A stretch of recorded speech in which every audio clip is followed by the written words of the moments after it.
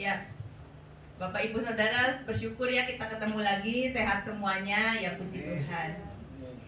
Hari-hari ini ya terutama habis liburan panjang, habis lebaran dan liburan lebaran ya. Bukan semua yang lebaran, tapi yang nggak lebaran juga ikutan berliburan, ikutan berkumpul juga. Nah, kita dengar kabar ada lonjakan kasus terutama di Jakarta 300% ya.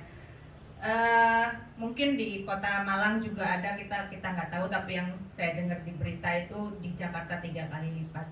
Nah, ini membuat kita khawatir, membuat kita deg-degan gitu ya, takut. Nah, apa sih ketakutan atau kekhawatiran itu ya? Sering kita dengar jangan khawatir, jangan khawatir, jangan khawatir. Nah, kalau Bapak Ibu Saudara yang perlu judul khotbah, judulnya saya bilang, bolehkah khawatir? Harus. Ya. Beda gitu ya. Bolehkah khawatir? Harus. Nah, Bapak Ibu Saudara pernah nggak sih khawatir? Ya, terutama di masa-masa sekarang ini ya. Ada yang khawatir kehilangan pekerjaannya, sementara melihat teman-teman yang lain sudah mengalami dirumahkan misalnya seperti itu. Ada yang khawatir, terutama anak-anak sekolah ini misalnya, yang kemarin khawatir tidak diterima di perguruan tinggi ya. Atau kita ya jelas-jelas khawatir dengan COVID ini, kita nggak jelas ya gimana ya. Misalnya kalau kena, apakah kita akan bertahan atau enggak, kita sudah mendengar, ini nyata gitu ya. Nah, ada juga orang-orang atau pendeta-pendeta yang mengajarkan, oh nggak usah takut sama COVID, ditengking aja, nggak usah takut, ucapkan aja doa, ucapkan aja bahasa roh. Ternyata ada orang-orang pun dari gereja yang mengajarkan hal tersebut, pendeta-pendetanya yang meninggal juga beberapa. Nah, jangan takut, atau jangan khawatir. Apa sih kekhawatiran itu? Takut itu adalah sesuatu yang sudah nyata-nyata ada. Misalnya kita melihat ular, kita takut ularnya ada di situ. Tapi kalau khawatir itu apa? Sesuatu yang belum terjadi, sesuatu yang belum ada di depan kita. Itu khawatir. Bisa terjadi, bisa enggak. Bisa kena kita, bisa enggak. Itu khawatir. Nah, saya bilang kekhawatiran itu harus dan bagus. Kenapa? Contohnya saudara di sini semua, ya kalau khawatir takut kena ketularan COVID kan saudara semuanya pakai masker. Ya, semuanya rajin cuci tangan, semuanya rajin di sini pun jaga jarak seperti itu. Itu karena ketakutan yang sehat. Ada ketakutan yang tidak sehat, yang menyebabkan gangguan jiwa atau gangguan mental. Contohnya misalnya yang terkenal aja ya, mungkin semua tahu Michael Jackson. Itu dia sangat khawatir akan kuman, sehingga dia betul-betul menjaga dirinya itu betul-betul dengan begitu steril, nggak mau bersentuhan sama orang bahkan sebelum ada COVID ya, karena dia kan udah meninggal ya, udah lama meninggal. Nah, dia betul-betul sangat khawatir. Itu yang disebut obsesif kompulsif. Jadi bolak-balik cuci tangan, bolak-balik, kekhawatiran yang berlebihan. Nah, bagaimana sih kekhawatiran yang sehat yang harus? Contohnya gini, anak-anak yang takut masa depannya suram, belajar. Itu kan karena khawatir. Sesuatu yang belum terjadi nanti. Tapi karena ada kekhawatiran bila itu menjadi masa depannya menjadi suram, atau nanti nggak terima di kuliah di tempat yang bagus, nanti nggak diterima pekerjaan yang baik, maka belajar sungguh-sungguh. Kalau Bapak Ibu khawatir kecelakaan, mau pergi ke luar kota, khawatir kecelakaan, maka itu mobil dipersiapkan sebaik-baiknya. Dilihat kendaraannya gimana, bannya, bensinnya, mesinnya, semuanya dilihat, diperhatikan. Bukan cuma diminyaki minyak urapan atau didoakan ditumpang tangan mobilnya kan. Ya kan? Nah, itu kekhawatiran yang bagus. Khawatir sakit, kita jaga kesehatan. Kita sudah tahu ada gula darah tinggi, kita jaga nggak makan manis-manis. Kita sudah tahu ada darah tinggi, kita nggak makan yang asin-asin. Kita sudah tahu ada penyakit encok, kita punya penyakit encok gitu ya. Kita pakai jaket kan kalau kemana-mana. Takut serangan dingin misalnya. Seperti itu. Nah, apa yang bisa kita lakukan? Ya, harus kita lakukan dengan penuh tanggung jawab. Bukan kita minta Tuhan yang melakukan hal itu. Tuhan akan melakukan bagian Tuhan. Tuhan akan memenuhi janjinya. Tapi kita penuhi nggak bagian kita? Kita penuhi nggak tanggung jawab kita? Firman Tuhan katakan apa yang engkau tabur, engkau tuai. Itu tidak akan hukum, itu yang Tuhan tetapkan, dan Tuhan tidak akan mengingkari hukum itu. Tuhan katakan apa yang kau tabur, engkau tuai. Itu ketetapan Tuhan. Tuhan tidak akan mengingkari ketetapannya, firman-Nya itu.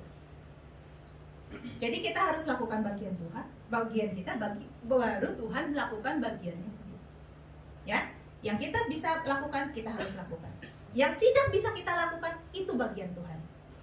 Oke, saya belum buka ayat ya. Nanti dibilang oh ini firman-nya Bu Ana, ini firman Tuhan. Kita buka Matius pasal 6 ayat 25-26.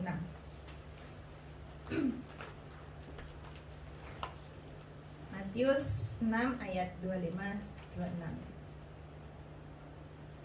Kita baca bersama-sama ya. Ya. 1, 2, 3.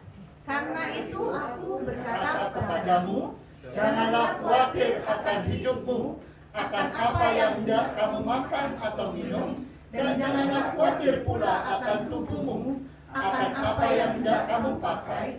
Bukankah hidup itu lebih penting daripada makanan, dan tubuh itu lebih penting daripada pakaian?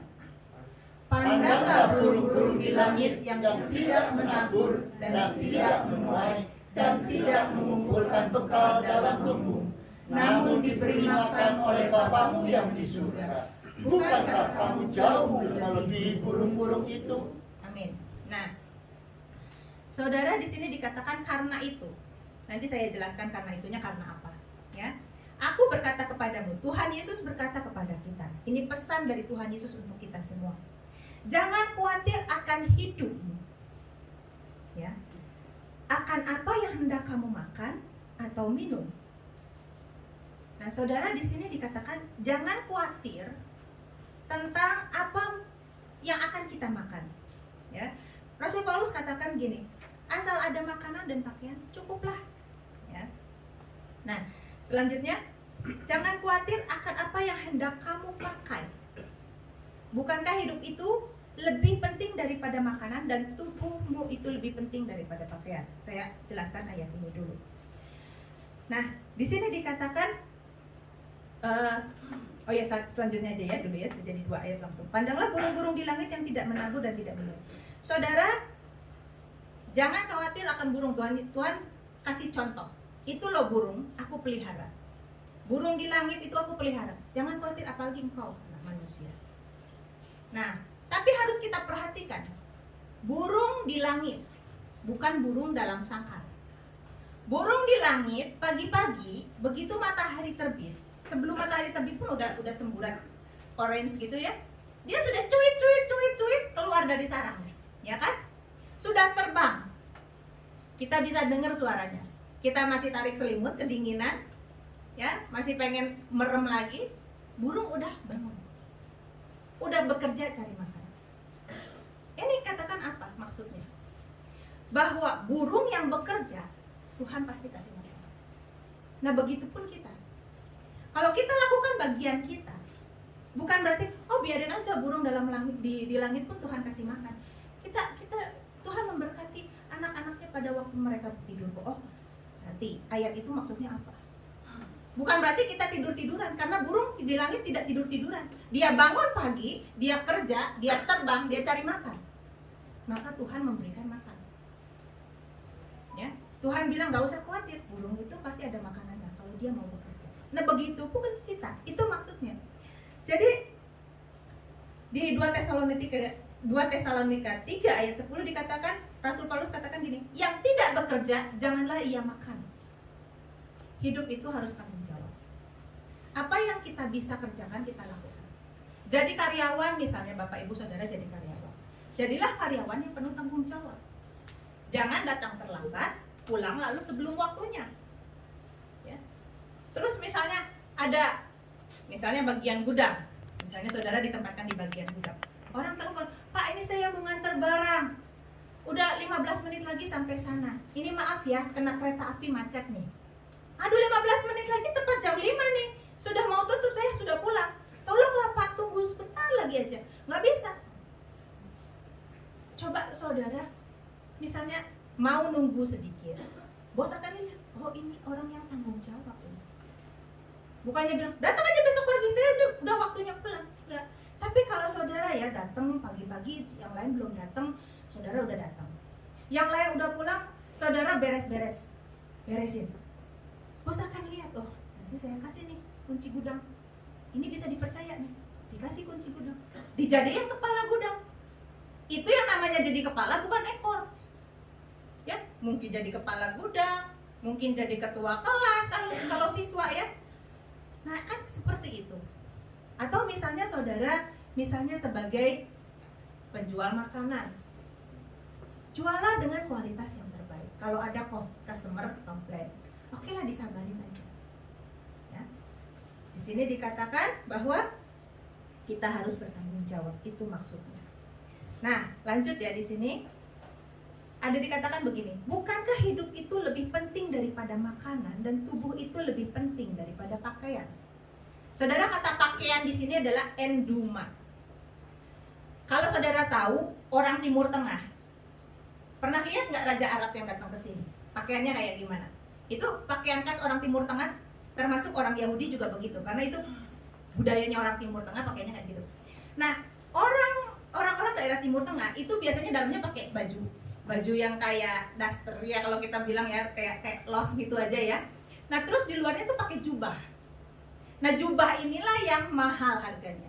Biasanya kalau orang kaya itu dari sutra gitu ya, dari kain yang halus dan berwarna-warni, itu zaman itu mahal.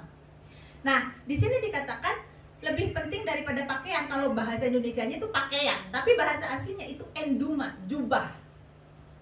Hidup itu, tubuhmu itu lebih penting daripada jubah. Apa maksudnya? Jubah itu di sana lambang status sosial.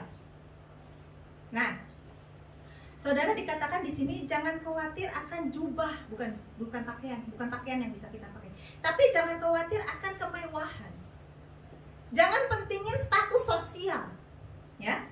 Jadi bukan sekedar pakaian yang bisa kita pakai.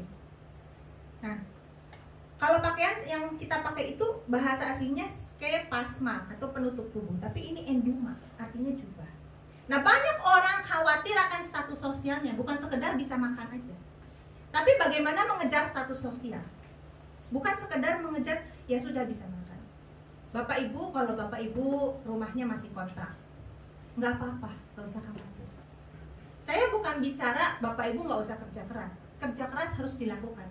Tapi kalau kita udah kerja keras, mentok, Tuhan cuma izinkan sampai situ, ya sudah, nggak usah ngotot. Ngotot itulah yang membuat kita lelah, karena tujuan kita, keinginan kita nggak capek-capek. Itu yang membuat kita lelah. Pengennya ngelihat orang, oh bisa begini, bisa begitu, kita pengen. Terus kita menghalalkan segala cara. Nah, itu yang salah.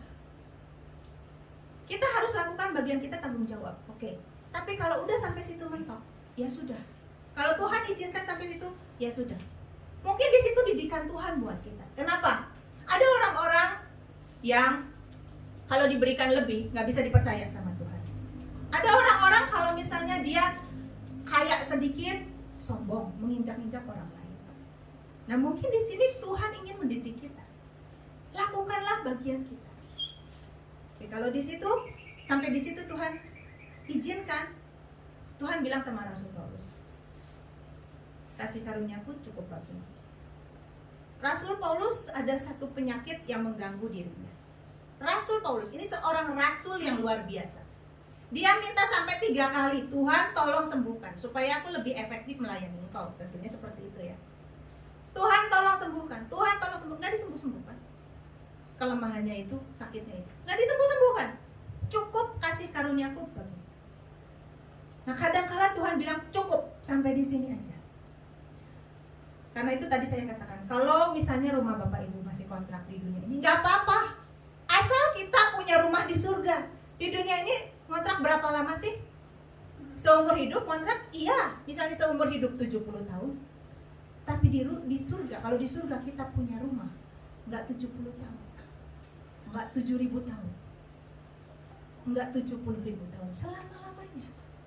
Jangan sampai karena kita kepingin rumah yang bagus terus kita mulai korupsi di perusahaan. Jangan sampai seperti itu. Jangan sampai karena kita pengen jadi juara kelas kita nyontek. Kita melakukan hal-hal yang tidak baik. Ya, jangan sampai seperti itu. Ya, saya tahu ada, maaf ya Pak ya, ada dosen-dosen, nggak semua ini, tapi ada dosen-dosen juga yang bisa disogok. Oke lah, skripsi kamu, tesis kamu, saya golkan, atau saya kasih ininya, kasih draftnya gitu. Ada juga yang langsung jadi. Mau berapa puluh juta. Itu ada hal seperti itu. Ada terjadi. Ada juga yang jual beli gelar juga ada terjadi. Nah, tapi kita sebagai anak Tuhan jangan seperti itu. Begitu ketahuan, kebongkar, malu. Ya kalau cuma malu, kalau dihukum kena hukuman. Nah, itu yang lebih mengerikan gitu. Nah, di sini dikatakan tadi jangan khawatir akan enduma, akan kemewahan. Karena kita pengen mobil yang lebih baik, jam tangan yang bagus, status sosial yang lebih tinggi, pengen dipandang, dihormati sama orang, kita melakukan segala hal untuk itu. Kalau Bapak Ibu ya cuma bisa beli tempe sehari-hari, nggak apa-apa. Makan tempe tiap hari nggak apa-apa. Hari ini tempenya digoreng, besok dikukus, besok dijadiin mendol, besok dijadiin botok, nggak apa-apa. Jangan khawatir, pokoknya asal bisa makan, udah cukup. Ingat, sekali lagi saya bukan bilang bahwa kita nggak perlu bekerja keras, tapi kalau Tuhan izinkan sampai situ, kita lakukan bagian kita semaksimal mungkin. Selebihnya terserah Tuhan. Kalau Tuhan izinkan sampai situ, ya sudah, mengucap syukur. Ini didikan juga buat kita. Ya, ketika kita bisa dipercaya lebih, pasti Tuhan akan beri lebih. Tapi kalau Tuhan ukur bahwa kita tidak bisa dipercaya, maka kita yang harus perbaiki karakter kita. Coba kalau saudara ya di kantor atau di sekolah misalnya, saudara bisa dipercaya, pasti dikasih kepercayaan yang lebih. Di sekolah pun misalnya ya, saudara dilihat sama dosen sama guru itu lebih pintar dari orang-orang yang lainnya, lebih rajin daripada murid-muridnya. Pasti dosen kasih kepercayaan. Oh coba kamu yang atur ya teman-temanmu, koordinir, bikin kelompok, bikin grup, atau coba kamu bantuin saya jadi asisten saya. Misalnya seperti itu.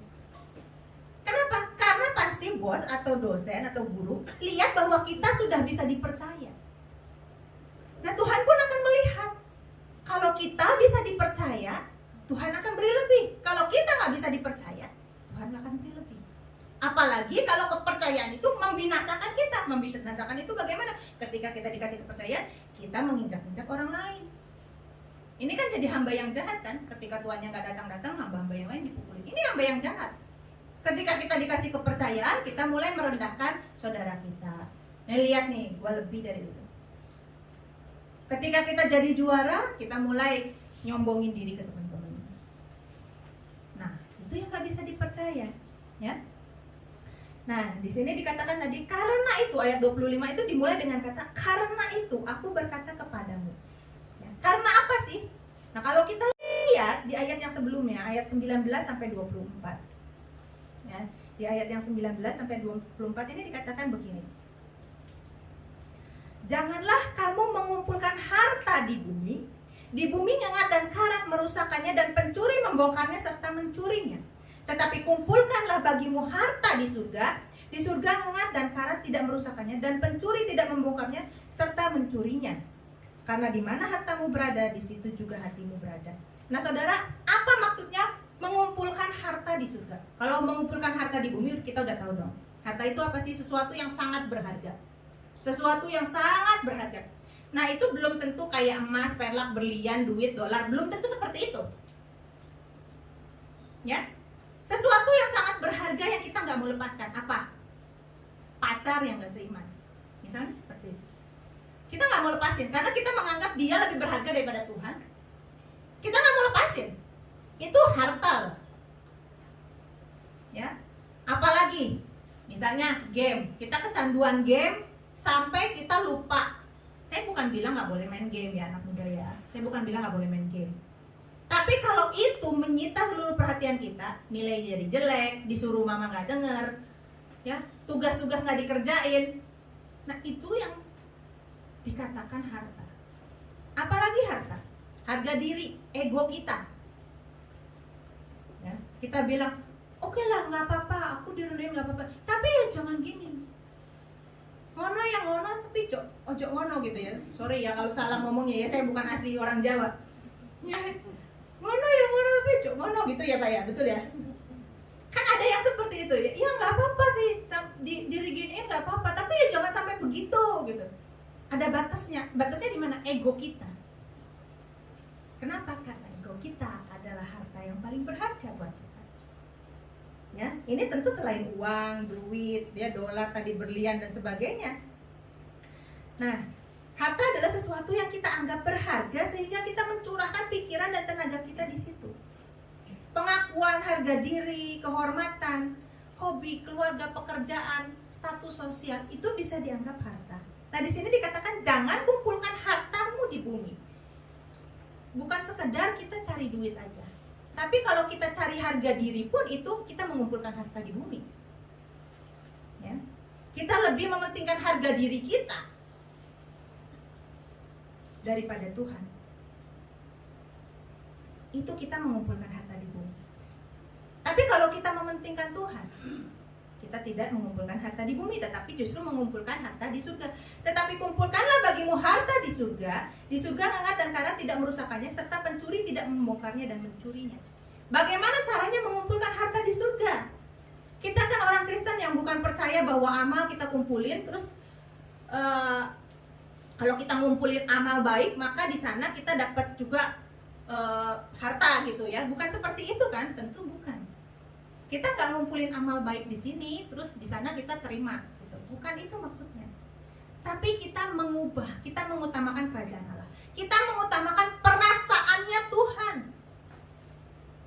Maka tadi lagu pertama apa? Pemimpin pujian tadi lagu pertama. Ku kagum al-hormat akan Engkau. Apa kita cuma hormat Tuhan itu cuma di sini 2 jam di gereja? Kita hanya memperhatikan perasaan Tuhan. Kita waktu mau masuk di sini, kita mulai ibadah, kita mulai berdoa. Dan di situ kita mulai cuci dosa kita. Tuhan ampuni ya, kemarin aku mengumpat. Kemarin aku mengumpat temanku. Tuhan ampuni ya, kemarin aku lihat gambar yang gak benar. Tuhan ampuni ya, kemarin aku memaki istriku. Tuhan ampuni ya, kemarin aku sakit hati sama iparku. Kita cuci dosa waktu mau masuk ibadah. Tapi sehari-hari, 7 hari dalam seminggu, 24 jam dalam sehari, kita gak hormat sama Tuhan. Itu namanya pencitraan. Ya, itu namanya pencitraan, saudara. Kalau kita mau hormat sama Tuhan, ku kagum hormat akan Engkau, kita setiap saat, setiap hari, setiap jam, kita menghormati perasaan Tuhan. Itu yang namanya mengumpulkan harta di surga. Ketika hidup kita berkenan di hadapan Tuhan, maka Tuhan pun berkenan akan kita untuk masuk ke dalam kerajaan. Itu namanya mengumpulkan harta di surga. Maka bagaimana kita menjaga sikap kita setiap hari, menjaga perasaan Tuhan. Ketika kita dicaci, kita dimaki, ya ini sulit tentu. Tapi Tuhan katakan, tidak ada pencobaan yang melebihi kekuatan kita. Ya, teman-teman ngajakin, pernah nyobain ngegele nggak, ngeganja nggak, pernah nyobain nggak? Cobain tuh, cobain. Coba aja lah, coba nyoba doang, nggak apa-apa. Nggak kecanduan nggak? Tapi menyenangkan hati Tuhan nggak? Coba lihat nih. Ada gambar nih, cewek ini menyenangkan hati Tuhan nggak? Bapak-bapak mungkin ada yang kesel sama istrinya yang cerewet, nahan diri. Asal itu menyenangkan hati Tuhan, itu membentuk karakter kita lebih sabar kok. Ibu-ibu yang nggak tahan sama sifat suaminya atau nggak tahan sama mertuanya, ya jangan didoain cepat mati. Karena itu pembentukan Tuhan juga buat kita. Yang gak sabar, yang ngelihat iparnya nyakitin hati atau menyombongkan diri, menginjak-injak kita ampuni. Itu menyenangkan hati Tuhan. Amin. Amin. Ya. Di sini dikatakan, kumpulkanlah bagimu harta di surga. Di surga hangat dan karat tidak merusakkannya, serta pencuri tidak membongkarnya serta mencurinya. Di surga nggak ada orang jahat. Itu maksudnya. Maka harta kita di surga tidak akan dicuri. Karena di surga tidak ada orang jahat. Saudara, tubuh kita ini cuma mampu berapa lama sih bertahan? Kalaupun kita jaga kesehatan, fitness tiap hari, makan makanan sehat, ya, kita minum suplemen yang sehat, paling lama berapa? Contohnya Pangeran Philip dari Inggris. Kemarin meninggal umur 99 tahun. Itu udah luar biasa dijaga kesehatannya, ya, mungkin pakai terapi ozon lah, apalah, nggak tahu. Ya, tapi dia udah betul-betul pakai standar kesehatan yang paling tinggi pasti di dunia. Itu cuma mampu 99 tahun. Nah, terus tubuh ini kan busuk, mati, busuk. Tapi yang kekal itu apa? Jiwa kita, pikiran kita, perasaan kita, sifat-sifat kita itu kekal, saudara. Dan itu yang akan dipertanggungjawabkan di hadapan Tuhan. Ya dong, kalau pikiran kita nggak kekal, kita diadili sama Tuhan. Kamu pernah berbuat salah loh, pernah berbuat dosa loh. Kapan Tuhan nggak ingat saya? Pikiran kita ini kekal, sifat-sifat kita ini kekal.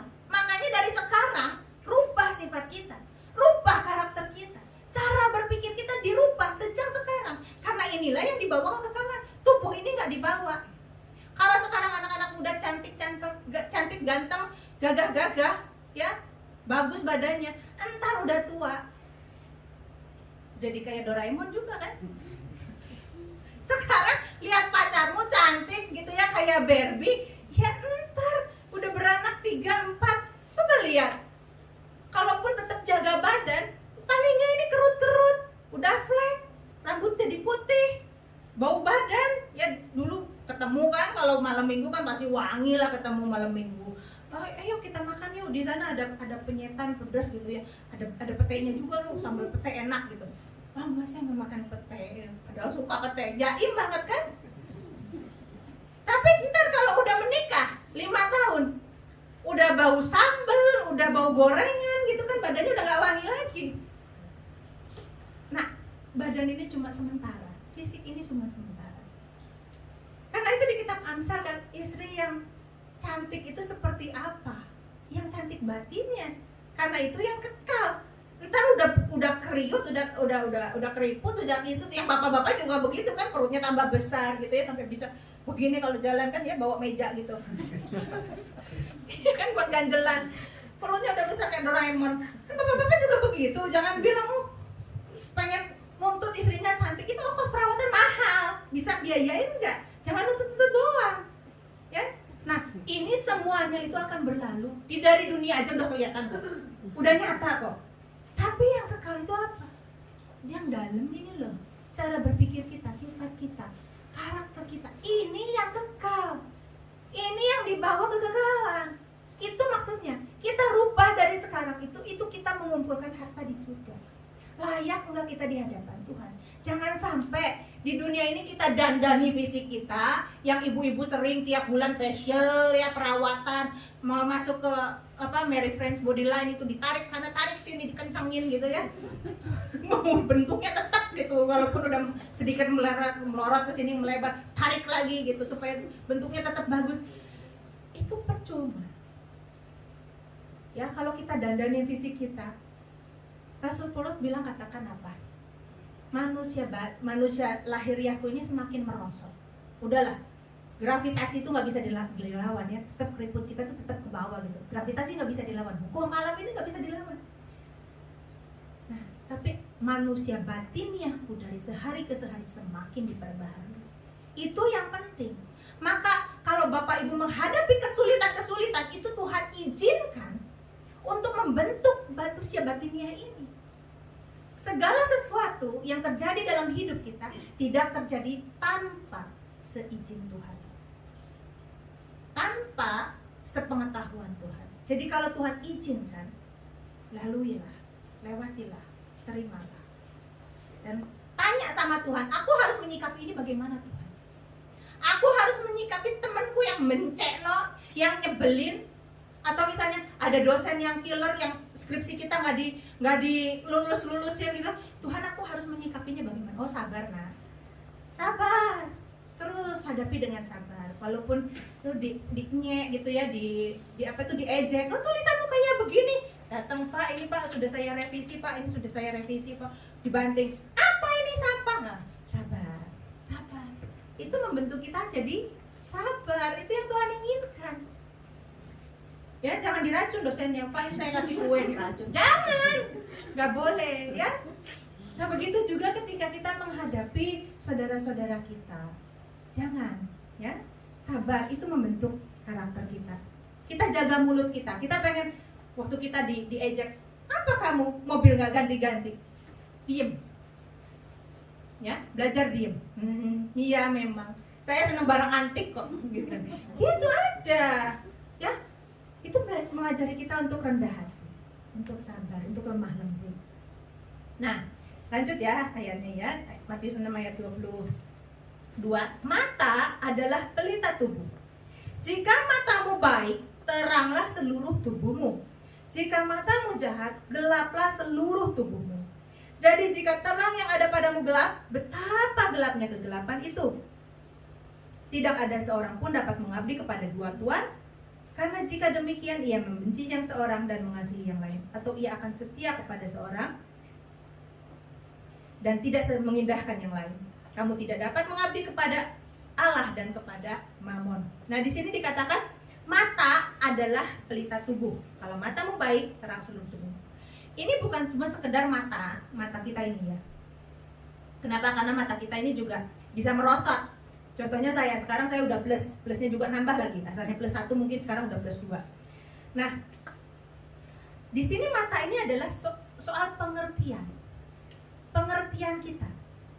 Ya, kalau pengertian kita itu baik, maka teranglah seluruh tubuh kita.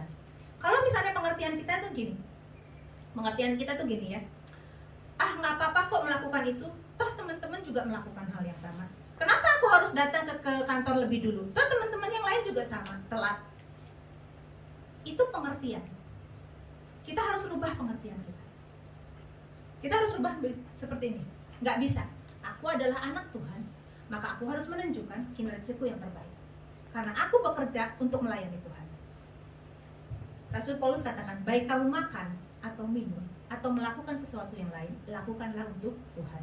Jadi kalau kita kerja, seolah-olah kita bosnya adalah Tuhan, maka kita akan melakukan yang terbaik. Kalau kita belajar, maka kita melakukannya untuk Tuhan. Tuhan, aku belajar, aku sekolah, aku kuliah, aku melakukannya untuk Engkau. Maka ketika kita melakukan itu untuk Tuhan, kita melakukan itu yang terbaik, belajar sungguh-sungguh. Bukannya malas-malesan, bukannya memanfaatkan Tuhan.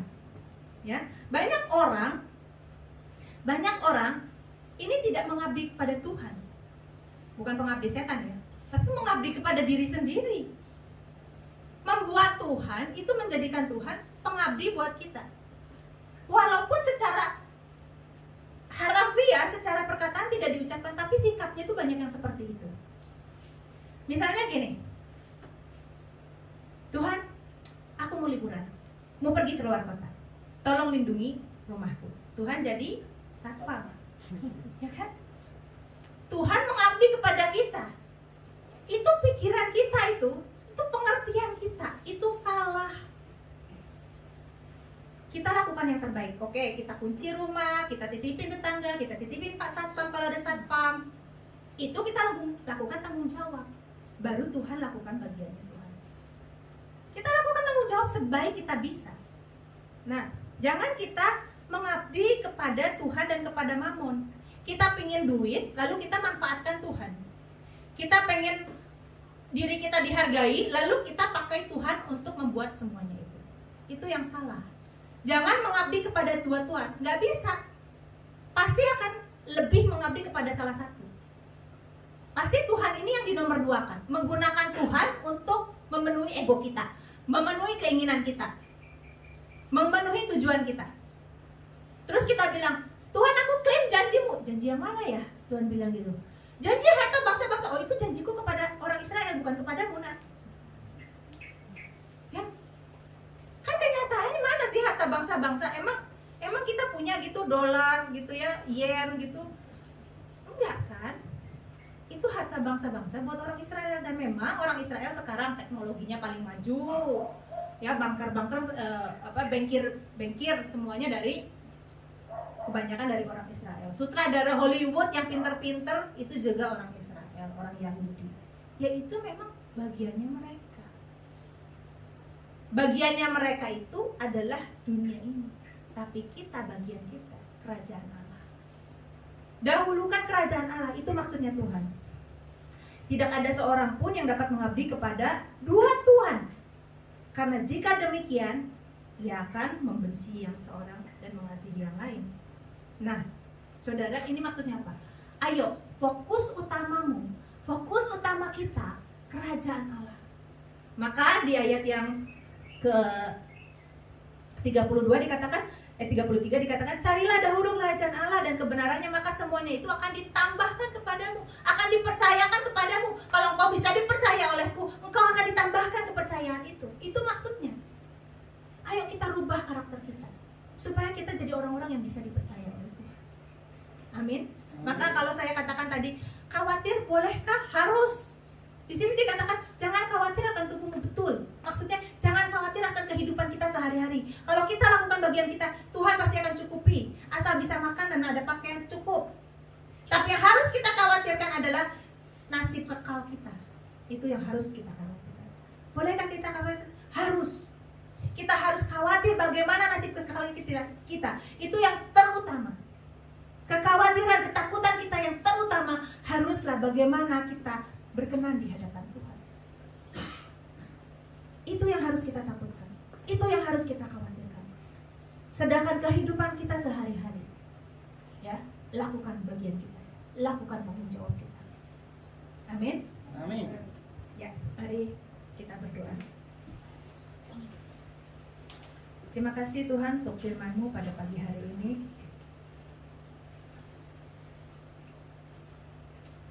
Kami tahu Tuhan banyak masalah dalam hidup kami yang belum selesai dan kami tidak tahu sampai kapan itu selesai. Tapi kami percaya kalau kami lakukan bagian kami, Engkau akan tolong kami, memberikan kekuatan melaluinya Tuhan. Tolong kami mengerti kehendak-Mu, tolong kami menjaga perasaan-Mu Tuhan. Tolong kami untuk kami bisa berkenan seumur hidup kami sampai kami bertemu muka dengan muka. Dan Kau berkata kepada kami, inilah hamba-Ku yang Ku kasih dan kepadanya aku berkenan. Terima kasih Tuhan. Biar kami tidak malu memandang muka-Mu di hadapan-Mu nanti Tuhan. Terima kasih.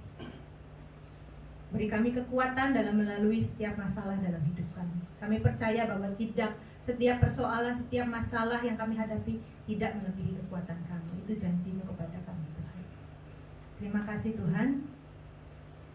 Tolong jemaat yang ada di sini, beri mereka kekuatan, beri mereka penghiburan, beri mereka peneguhan, dan pegang tangan mereka dalam hidup yang mereka lalui setiap hari. Di dalam nama Tuhan Yesus kami berdoa. Amin.